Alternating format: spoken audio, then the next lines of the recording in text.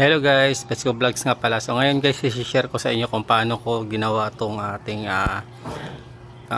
tawag dito, green water na yung natin guys, nasa Metro Manila tayo pero nakakagawa tayo ng ganito.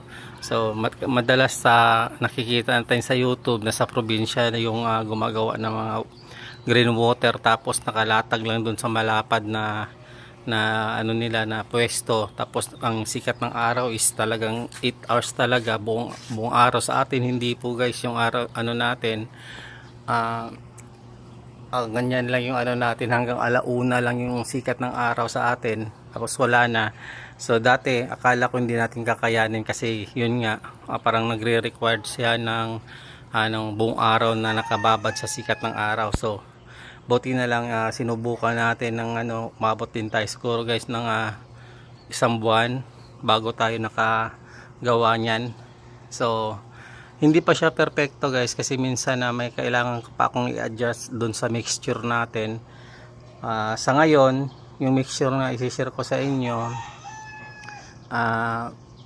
okay na siya, pero parang may problema siya kasi marami siyang sa ibabaw, yung dumi, yung parang sludge. So baka may sobra ako sa cornstarch or sa yeast.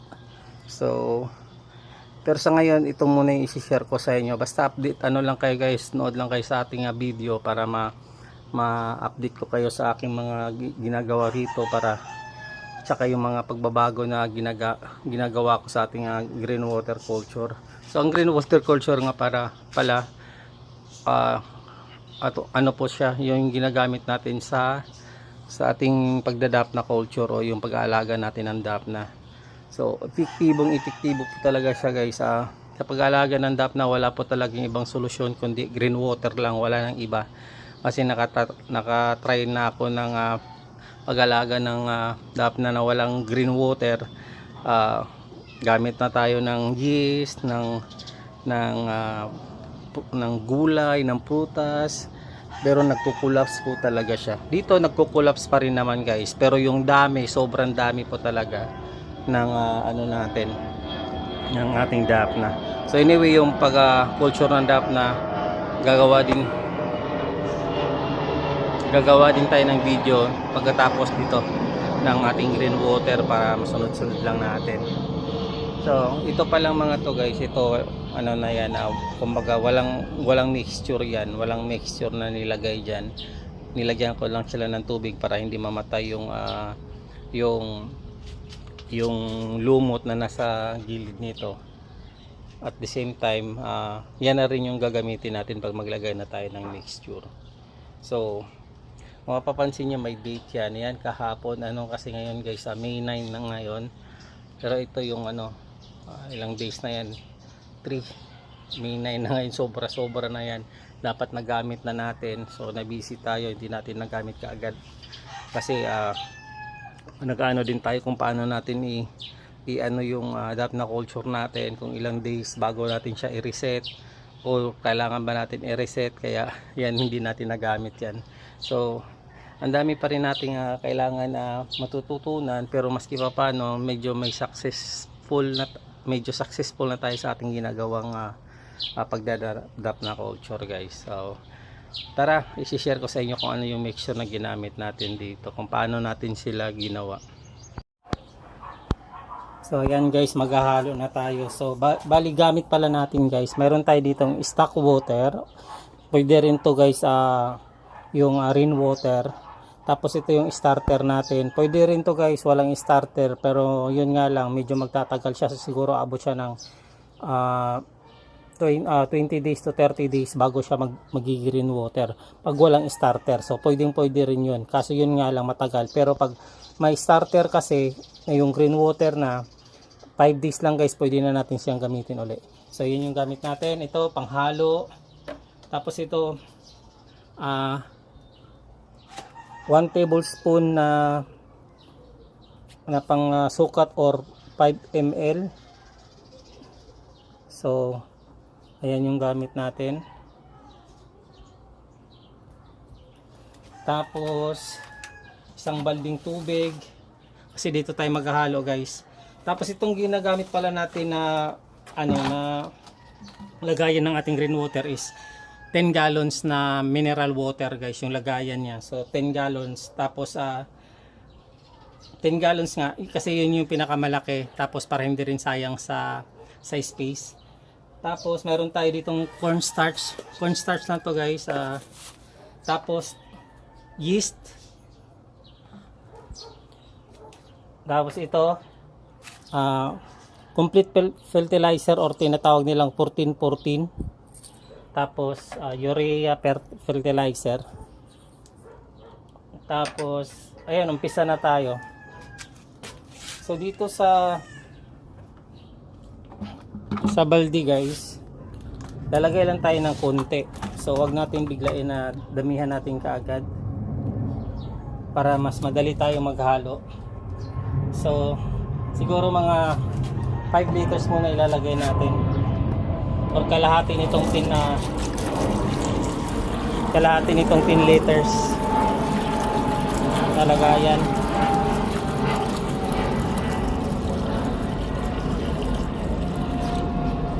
Ayan.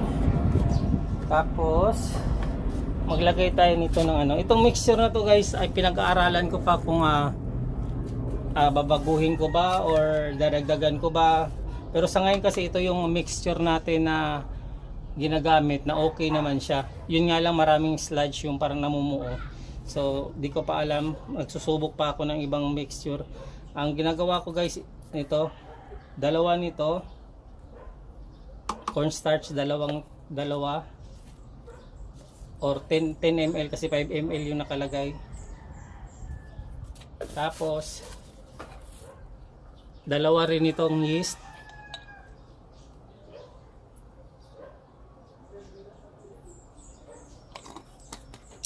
Tapos isa nitong complete fertilizer or 14-14, isang piraso lang guys Tapos fertilizer na urea, isang lang din. So sa mixture natin, bali dalawang yeast, dalawang cornstarch, dalawang yeast, tapos isang complete fertilizer or 14-14, isang urea na fertilizer. So yan, kasi halo lang natin sila.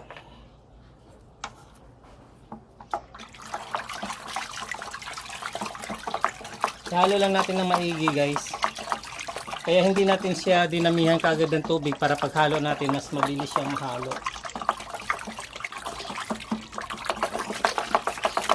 Ang amoy nga pala nito guys, parang amoy suka siya pag bagong mix. So yun ang palatandaan na pag okay na yung mixture natin, pag inamoy natin hindi na siya amoy suka, parang amoy na siya, amoy tawag dito, ibang amoy na siya guys parang para siyang green tea. Ang amoy niya parang green tea, para siyang green tea guys. Pag bago pa parang amoy ihi, pag medyo na siya, okay na siya, pwede na siyang gamitin, para siyang green tea na medyo mild ng green tea. So ganun ang palatandaan sa amoy. Pero technically pag may starter talagang lang siya, 5 days lang, 6 days, depende na lang yan guys sa sikat ng araw. Kasi kung yung 5 days na sinasabi ko, May ngayon, May 9, so yun itong tag-init kasi, kaya madali siyang malutok, kumbaga magiging green water. So halo lang natin ang ihalo.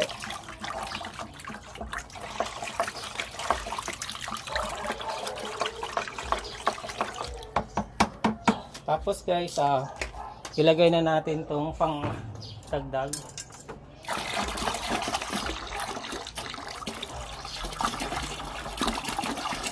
Itong batya pala guys, siya, 20 liters din siya.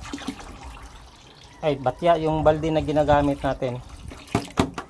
20 liters siya. So, dalawang ganito siya pag mapuno. Pero gagawin natin is 18 liters lang or 19. Kasi hindi naman natin siya pupunuin. Gawa ng pinutol na natin yung isang lagayan, tapos ito parang dito lang natin sila lalagyan. So, Halo lang natin.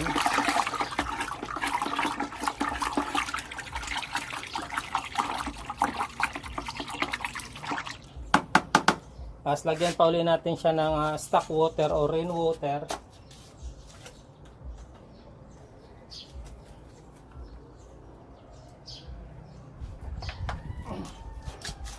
Itong stock water natin guys, para siyang green water kasi nung tinanggal ko yung green water sa kanya, tawag dito, binabaran ko na lang siya ng tubig para hindi mamatay yung lumot kagaya nito. May lumot na yan guys. So, sayang pag hindi mo siya babanlawan tapos lalagyan ng tubig, mamamatay yung yung algae na nakadikit diyan, sayang naman, di ba? So ito medyo mas luma kasi ito nalagayan, kaya kahit walang mixture guys, kulay green na rin siya. Tapos kailangan natin siya salain kasi pangit yung may sludge. Iyon ang iniiwasan natin.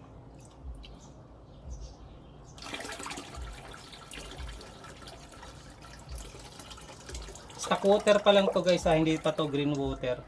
So yung nalagay natin kanina, isang ganito, ibig sabihin 10 liters na. Tapos nagdagdag pa tayo dito galing sa natin, sa stock water ng 5 uli, magiging 15 liters na siya.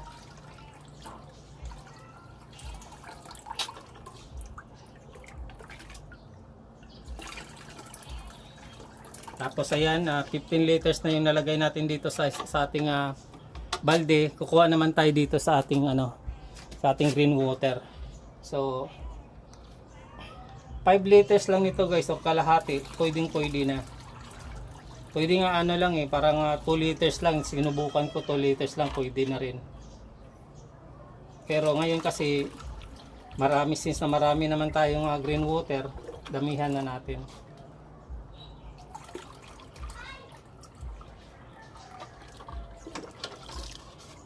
Ayan.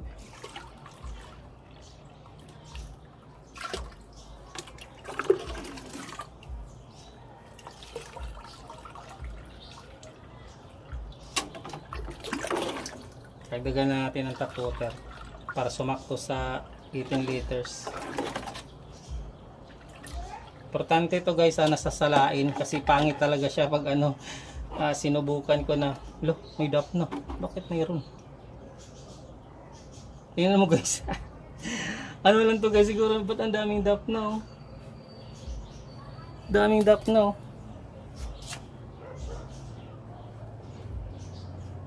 Dami, nagulat ako Ang daming dap na. Siguro nahaluan ko siya konti dito sa na to guys, tong tap water na to. Nahaluan ko ng ng konting dap na. Ayan, ang dami tuloy dito. Ubusin na lang natin to.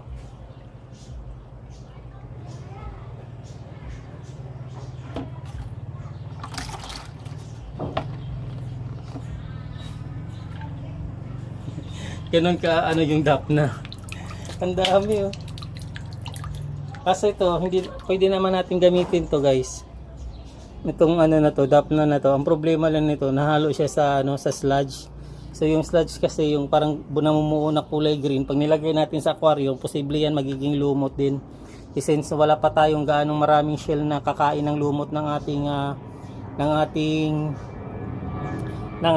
aquarium, lalagay muna natin siya dito sa ating guys, dito muna natin siya ilalagay yan, dito sa ating Chubipex. Ayan, gumagawa na rin tayo ng video about dito sa ating Chubipex guys. Antayin nyo na lang, ini-edit ko na lang. So next week siguro matatapos na rin yon. Na rin yan guys, yung Chubi natin 3 weeks na, wala pang namamatay, hindi namamatay, buo pa rin siya. Paubos na nga lang nandyan pa rin, buo pa rin. So ayan tapos dito natin siya ilalagay sa pinagkuhanan natin ng yung stock water.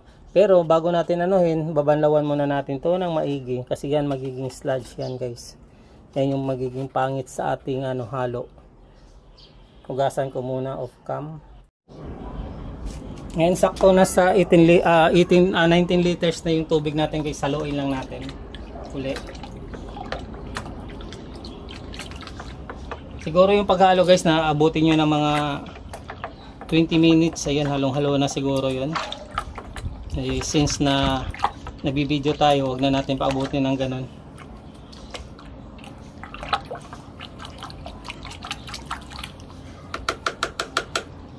Ayan. Tapos ilalagay na natin siya sa ating lagayan. So kaya naman ito guys, epektibo to na lagayan na paggawa natin ng green water kasi wala siyang clear lang siya. So ang ibig sabihin ng sikat ng araw tatama sa kanya sa gilid, sa taas, sa may bandang, sa may puwet, sa may ilalim. So yung green water natin mas mabilis mabuhay kaysa dun sa may kulay na mga lagayan, yung mga balde na may kulay, mahirapan makakapenetrate yung UV lights. So yung UV lights kasi yun yung dumi, hugasan muna natin.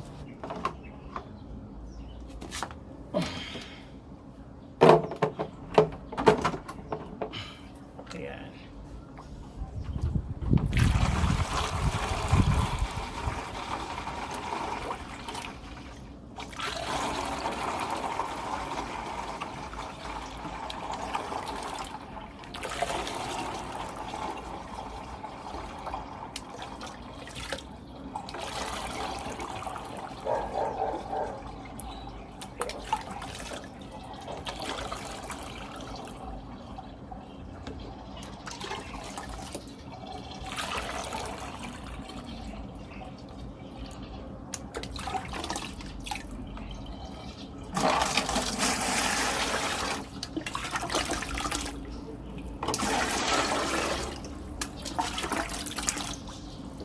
Itong balde na pala to guys, parang to, galing sa mga lagayan ng grasa ng ng mga Caltex shell, yung ganon. So kaya may nakalagay siya 20 liters, 18 liters.